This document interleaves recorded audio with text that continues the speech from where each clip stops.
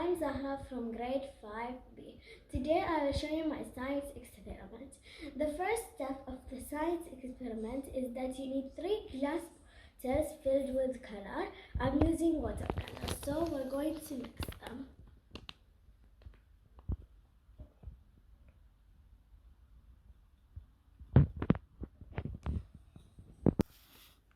Now that I have mixed the colored, I added 2 empty glass bottles without water in between the colors.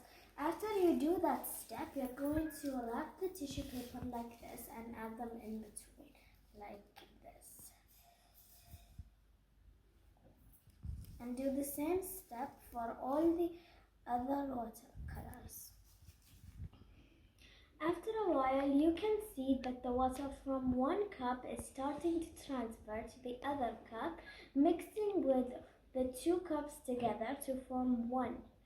Also, you can see in the yellow and the red. Wow guys, if you can see that now we have 2 new colors that we didn't add at the beginning of our experiment.